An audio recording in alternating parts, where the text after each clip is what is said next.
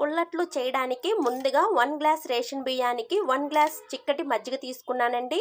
ముందుగా బియ్యాన్ని నీట్‌గా కడిగేసుకొని మజ్జిగలో నానబెట్టాను ఎర్లీ మార్నింగ్. దాంట్లో కొద్దిగా మెంతులు 1 టేబుల్ స్పూన్ అటుకులేసానండి. ఇప్పుడు మిక్సీ పట్టుకుందాము. నీట్‌గా నానిపోయాయి. ఇప్పుడు దీన్ని దోస పిండిలాగా మెత్తగా గ్రైండ్ చేసుకుందాము. ఇలా మెత్తగా మిక్సీ పట్టుకోవాలండి. దోస పిండి ఎలా పడతామో అలానేనండి మెత్తగా మిక్సీ పట్టుకోవాలి. ఈ పిండిని నైట్ అంతా పులవబెట్టుకుంటే మంచిగా క్రిస్పీగా దోసలు మంచిగా వస్తాయండి. మనం నిన్న నైట్ పుల్లట్ల కోసం పిండి మిక్సీ పెట్టి పక్కన పెట్టుకున్నాం కదా. చూడండి పిండి అనేది ఎలా పులిసిందో. ఇప్పుడు ఈ పిండిని నేను 2 భాగాలుగా తీసుకుంటున్నానండి. ఒక దాంట్లో షుగర్ వేసి ఒక దాంట్లో సాల్ట్ వేసి చేస్తాను.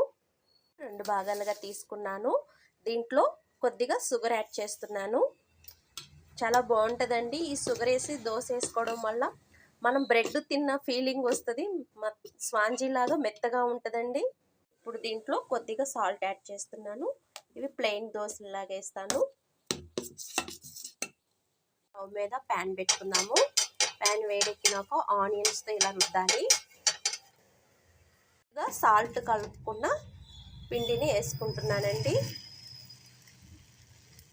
పలచగా అయినా చేసుకోవచ్చు, మందంగా అయినా వేసుకోవచ్చు అండి.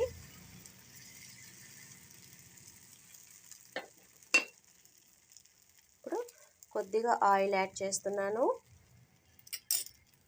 చూడండి ఒక పక్క కాలింది, మరో పక్కకు తిప్పుకుంటున్నాను.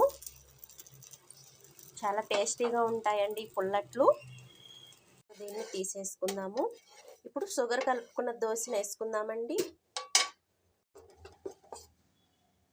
షుగర్ కలిపిన దాన్ని నేను కొంచెం మందంగా వేసుకుంటున్నాను. దీంట్లో వాటర్ కూడా కలపనవసరం లేదండి. నేను పిండి మిక్సీ పట్టేటప్పుడే కొంచెం జారుగా పట్టుకున్నాను.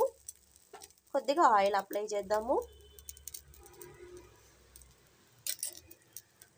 ఇలా హోల్స్ పెడితే పిండి మంచిగా పులిసినట్లు. మరో పక్కకి తిప్పుకుందాము. ఈ షుగర్ వేసిన దోశనైతే ఒట్టిగానే తినేయొచ్చండి. సాల్ట్ వేసిన దోశనైతే మన ఇంట్లో ఏ చట్నీతో అయినా తినేయచ్చు. దీన్ని కూడా తీసేసుకుందామండి. పుల్లట్లు రెడీ అయిపోయాయి. చూడండి ఎంత మెత్తగా ఉన్నాయో. దీన్ని ఏ చట్నీతో అయినా తినొచ్చండి. షుగర్ వేసిన దాన్ని చూడండి. నాకైతే ఇది తింటుంటే బ్రెడ్ తిన్న ఫీలింగ్ వస్తుంది. చాలా మెత్తగా ఉంటాయి, చాలా టేస్టీగా ఉంటాయి. మీరు కూడా ట్రై చేయండి.